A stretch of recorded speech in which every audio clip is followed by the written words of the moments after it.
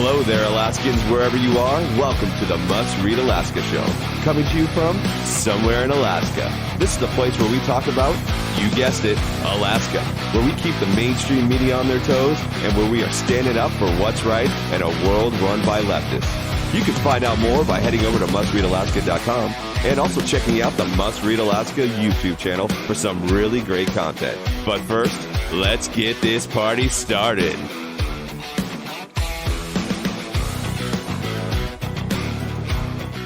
Hey, thank you, Scott, and welcome aboard, everyone, for the Must Read Alaska show, coming to you from somewhere in Alaska, where it's happy hour. It's a beautiful holiday season, and unless you're in Fairbanks and if you're in the northern interior, that is chainsaw weather up there. And I'm really sorry about your weather. That is a slip slide misery up there. But you know, I was thinking just today that a lot of times Anchorage in the past has had these big willowas, these big warm fronts that come through in December, and everything gets messy and nasty and trees fall down and power is out. But it doesn't happen that much in Fairbanks. And you know, actually in our part of the world, in Anchorage, the weather's pretty normal right now. But in Fairbanks, they have power outages galore, everybody. They're really, power's out for thousands of people still on Monday. Thank you, John Quick, for being my co-host, and Scott Levesque for our producer. And I love working with you guys. John, you're in Nikiski. Did you guys have a sloppy Christmas holiday, or are you in good shape over there?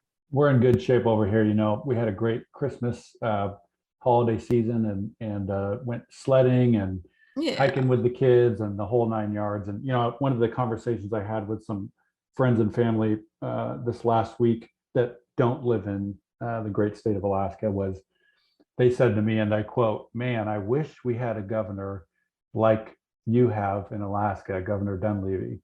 And I got to talking with them, and they brought up some good points. I think it's often easy to have the grass is always greener on the other side, but you know, they were telling me they have to have a vaccine passport to go in a restaurant, to go into stores, and all this crazy stuff, and mask mandates, and you know, getting tested every 5 minutes with their kids at school, and we don't have that up here. You know, certain pockets of home rule cities have other you know, more stringent rules, but we have a governor who has kind of made a stance that he's not going to do the mandate thing anymore, and I really appreciate that. So I got to be thankful for that over the holiday season. Well, yeah, Nikiski is the home of the free, land of the free, home of the brave. Well, I wanted to just go through. I know that Scott is going to have the show tomorrow and the next day, and he's kind of got that wired in. He's going to go through some of the top stories of the year on Must Read Alaska, and I really am looking forward to him doing that.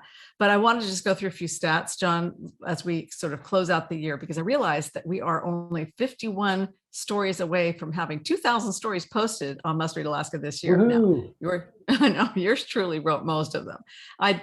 We have a number of columnists that we're very, very grateful to have. In fact, today I published a column from Michael Tabellero.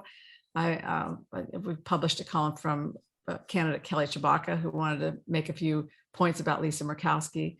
And over the weekend, we posted other columns. We've got people like Mark Hamilton, who writes about Pebble and about the environmental process. We hear a lot from Art Chance, who's very popular with people. And I'm going to start missing him now that I'm mentioning him. And anyway, we really do appreciate our columnists for filling in where I can't get to. But I was just thinking, if I just work really hard the next few days, we're going to make 2,000 stories. That's pretty exciting. Before the end of the year, but I'm going to have to work really hard to do it.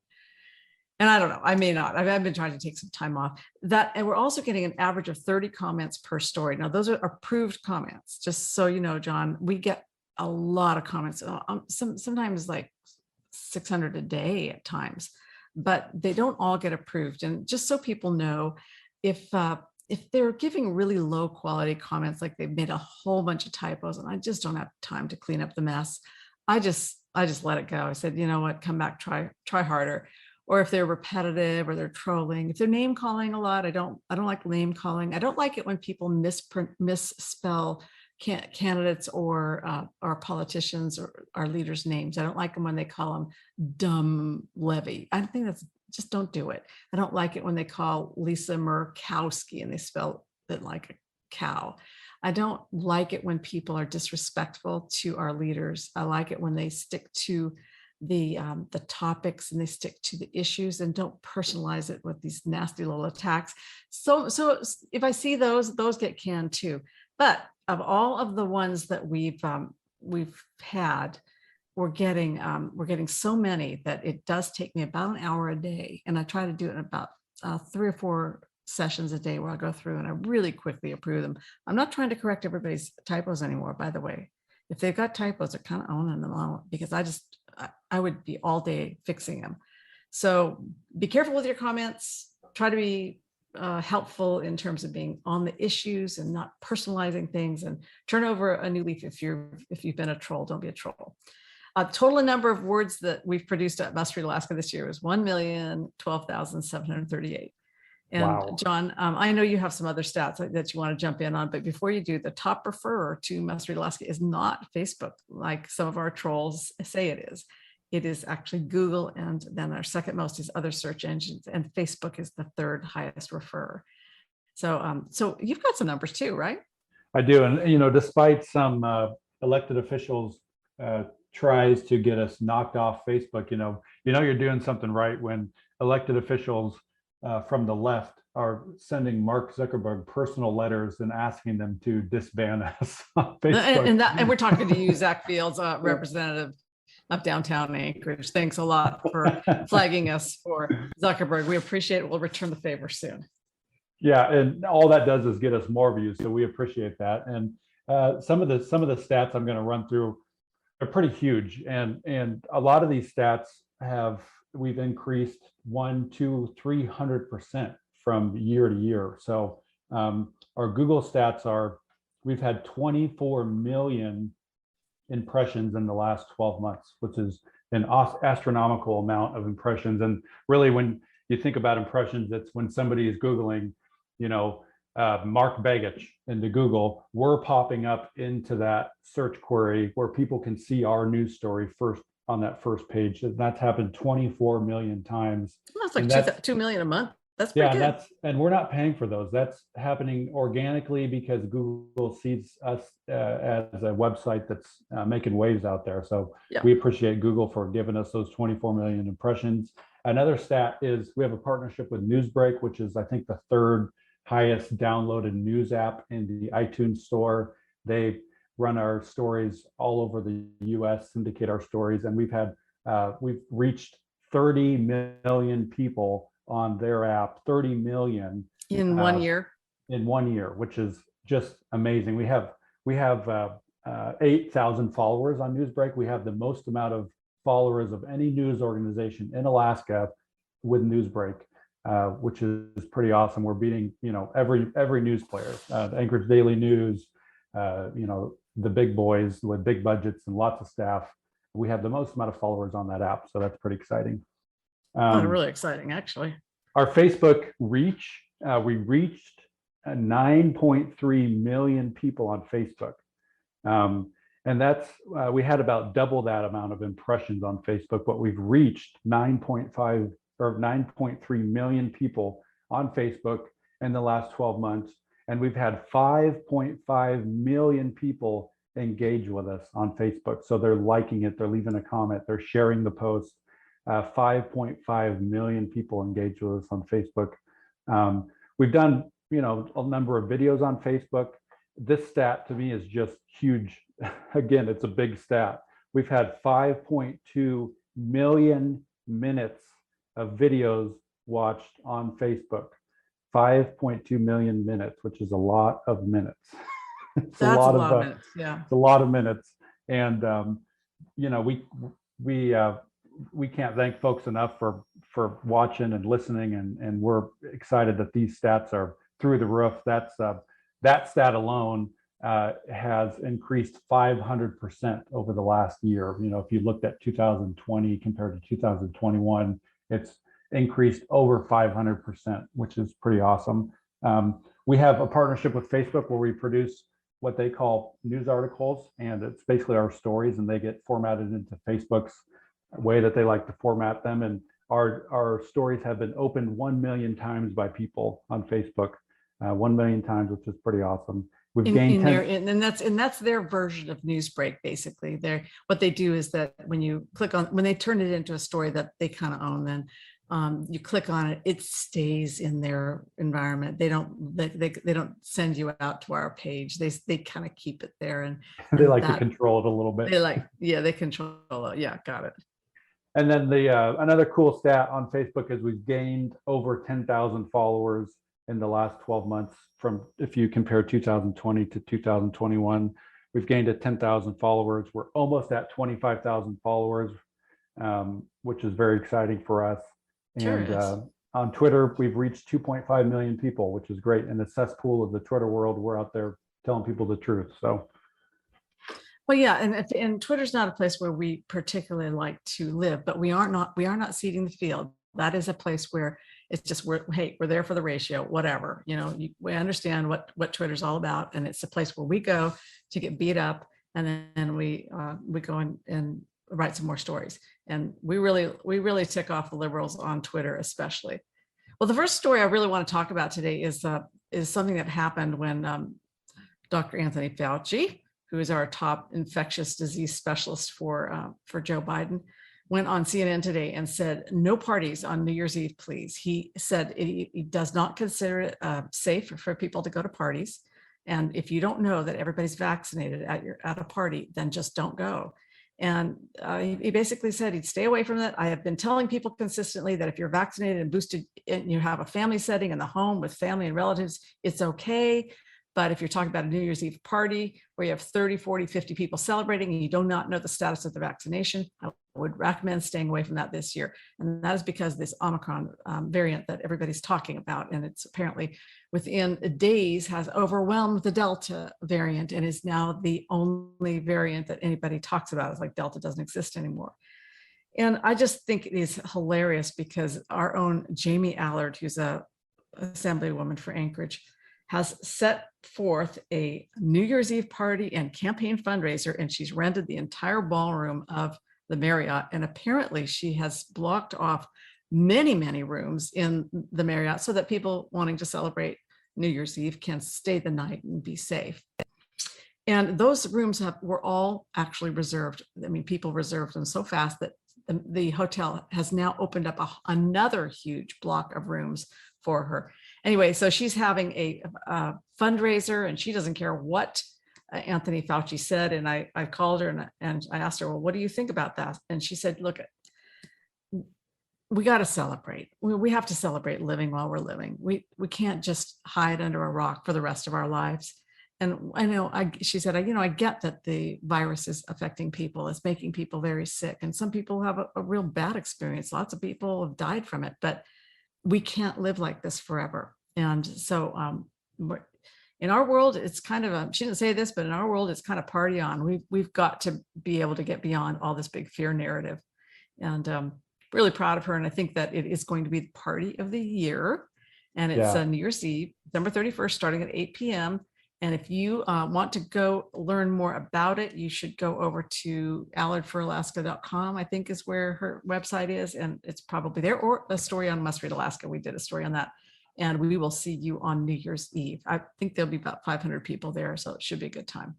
Yeah, I think, the thing that's exciting for me is that Jamie has figured out a way to get people excited about conservative politics and politicians. I think that a lot of times people go to Juneau and they promise one thing and they get to Juneau and they kind of drink the Kool-Aid and they soon forget about all the things that they promised and all the things that they told people they were going to do and the people that they represent. And Jamie's been somebody who's been able to stick up for the conservatives and just for sound thinking as an Anchorage Assembly person. And she has really got people excited. I mean, this thing is going to be ginormous. Her last fundraiser she did was ginormous. And this goes to show, if you are thinking about running or you're currently elected official, look at what Jamie is doing. She is out there talking about freedom. She's out there talking about not mandating things, not requiring masks. She's not necessarily saying she doesn't believe there's a virus or doesn't believe that vaccines could work. She's out there advocating for freedom. And that has been forgotten about in a big way in the last couple of years by a lot of our politicians, that people just want to know that you're going to stick up for their freedoms. And she is doing that in a very vocal way. And I'm excited to see what her running campaign is going to look like, because I hope she's going to win. And I hope she's going to go to Juneau and be able to knock some sense into these folks that just get there and forget about why they ran in the first place. And, the Fauci thing is just hilarious to me as well, because, you'll see like, President Biden, for example, over the holidays, he had a bunch of, White House Christmas things where, they had this one where him and his wife were sitting in the White House and they were listening to some Italian opera singers, and everybody in the whole room is masked except for President Biden and his wife. And it's a federal requirement to be masked while you're in the White House at all times if you're in some sort of a public setting. And it just goes to show that, Nancy Pelosi getting her haircut while everybody else can't get a haircut. The rules are for everybody else except for the people that are making the rules. And I think people are getting sick and tired of this kind of mentality where you get somebody like Fauci or Biden or whatever, and they make all these mandated rules, but they don't follow them themselves, and they laugh at the people that have to follow them. Well, at their own peril, because there's going to be a big red wave, and it is going to surprise the heck out of them come this coming election, because I think Americans are starting to catch on. The conservatives have been talking this way a long time, and if you go in conservative social media sites, you'll see this, and it's been this way since the beginning, where people are saying, Yep. Disease, yes, we've got to control disease in our society. That's what societies do. They try to control disease. Freedoms, even more important to protect. So one of the other things I want to talk about is this absolutely ridiculous op-ed that ran in the Anchorage Daily News by former Governor Bill Walker over the weekend. And I just had this sense today that Bill Walker must completely have amnesia when he wrote this op-ed. He wrote about how terrible it is that Angela Rodell was fired as the CEO of the Alaska Permanent Fund, and the board of trustees, we know, fired her a couple of weeks ago, and not with much explanation. But then again, it's personnel. You don't get explanation on personnel. And he talked about how in 2018, brave bipartisan legislators joined my administration and passed SB 26, which of course is the POMV, the percent of market value, which stole half of everybody's permanent fund dividend because of the they're so brave and they're stealing our money. They're so brave that they stole it, and they've stolen it ever since.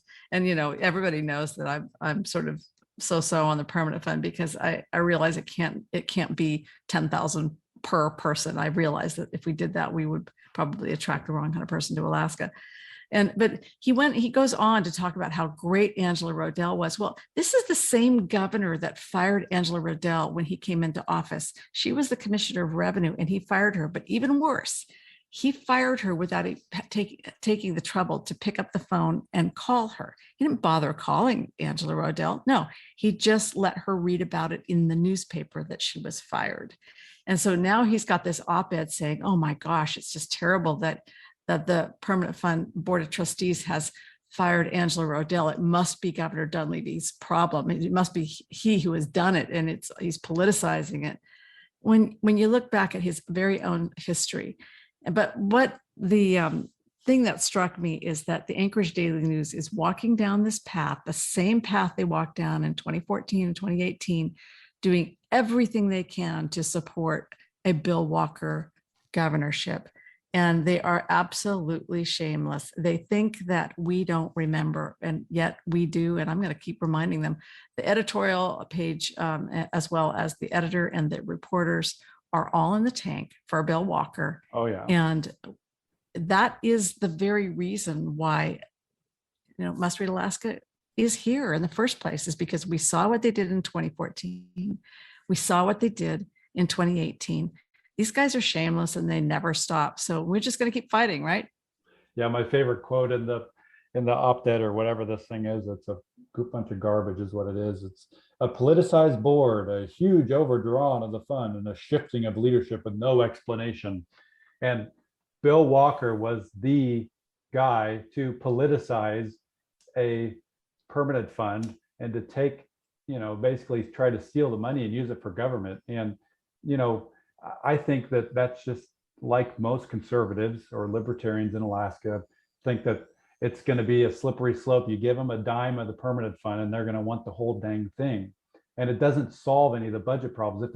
If these folks can't balance a budget, with what they have, why are you going to give them more to do it? It's like, if my parents gave me $10 to go to the store and, well, sorry, Mom, I overspent the $10 and I owe, $15 to the store. It's not going to teach me any lessons for my parents to give me $5 to go pay for stuff that they only gave me 10 for. I'm just going to think, oh, that was a free $5. I'm going to keep doing that because I can just get more money. Works for me. And this is Bill Walker is, like you said, it's like he forgot about his 4 years when he was the governor, and he is the guy that made this permanent fund the mess that it's in today of horse trading and stealing the money that's supposed to be in people's pockets. Absolutely. He's the one who vetoed half of the permanent fund dividend, and it has never been the same since. Once he politicized it, he broke the compact with Alaska.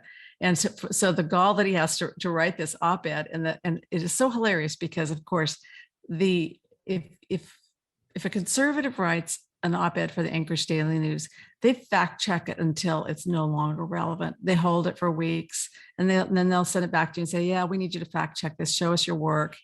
They never fact checked Walker on this. If they had fact checked him, they would have found, wait a minute, you're saying that it's wrong for Angela Rodell to be fired. Wait a minute, you fired her. You politicized the permanent fund dividend.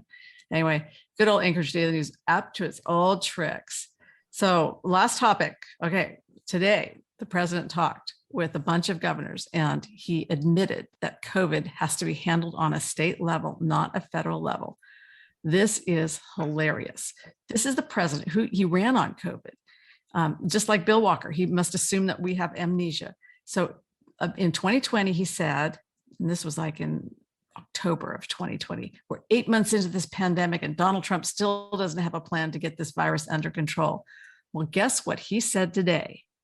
There is no federal solution. This gets solved at the state level. This is what he told governors today, which is he's finally figured it out. There is no federal solution. Now, I don't think he really believes that. I think he believes that there is a way to have him, have universal mask mandates. And of course, Anthony Fauci today also came out and said that he believes it's time to have a vaccine passport for airplane travel. So that is his soft opening for the vaccine passport for us travelers. But this is the guy who also said that he, Joe Biden and Obama left a pandemic playbook for Trump, and they criticized him for not following their plan. Well, maybe they should follow their plan if they left this playbook. How come it's not working? But it's true that I quote from PBS here in 2020. They said, absolutely. PBS said, quoted them saying, we absolutely did leave a plan. It was called a playbook. It lists different kinds of infectious disease threats that could emerge. Novel coronaviruses were among the pathogens flagged as having a potential. And this is from the Obama administration. And, they're basically saying, yeah, we left Trump a playbook, but he didn't play by it. So now what? You guys don't play by it either. Yeah, these folks are out of touch with reality. It's just. By the way, you saw today that Fauci said, not only are people going to need a passport to travel pretty soon, but the Centers for Disease Control today said, people who contract the coronavirus can just be quarantined for 5 days instead of 10. What happened to the science here? And Scott, I know you want to jump in on this. You have something to say, and Scott, our producer, he's going to jump right in. Yeah, you know me. I'm not short of hot takes on this. But isn't it funny how before, when Biden was running for his presidency, hey, we can't trust this quick, ready to go to market vaccine. We don't know anything about it. Nobody's going to take this. Then what ends up happening? He tries to enforce a vaccine mandate. He says beforehand, no, we're never going to enforce a mask mandate. Well, he tried to enforce a mask mandate. Now it's listen, Trump has done an awful job. We are here to win and beat back the coronavirus. Now it's, you know what, we just don't have the tools to do this. We're going to have to let the states do it. Well, I would look at this as a massive coup for guys like, I don't know, Governor Dunleavy, who has taken heat. I'd look at this as Ron DeSantis. A lot of Republican-run states need to look at Joe Biden and go, we've been telling you this for a long time, baby. It's just taking you this long to realize how incompetent you are, which makes sense because Joe doesn't even know his first name, let alone his last. And I'm not sure he could spell COVID-19. But if I'm those governors, I am frustrated. I'm saying, dude, you sat there and you badmouthed every state that decided to stay open and not lock down. And now look at us. We have more people traveling to our states. We have more people who are happy with our governorship. And now you have the gall to say, you know what? I screwed up. This is tried and true Democratic politics at its best. And I just hope, I know this is year one and we got 3 more years of this ridiculous garbage, but people need to remember and they need to be reminded often. Yep, they do. And so this is him finally realizing that the states should probably control the spread of this virus and the treatment of the virus and getting out the monoclonal antibodies. But you're right. He is the guy who actually went down and sent his people down to Florida to pull back the monoclonal antibodies from Florida because he wanted to punish Ron DeSantis. This is really, really evil stuff. Well, listen, that is it for today, folks. I know that we went through these topics really fast and not in depth, but onward to 2022 for Must Read Alaska. And if you're a supporter of Must Read Alaska, thank you so much. It makes it possible for us to stand up for what's right in Alaska, and your help is what is giving people a voice. And I appreciate that so much. The donate button is on the right side of mustreadalaska.com. And thanks for helping us keep the lights on here. Until next week, John and Scott and I are signing off for Somewhere in Alaska.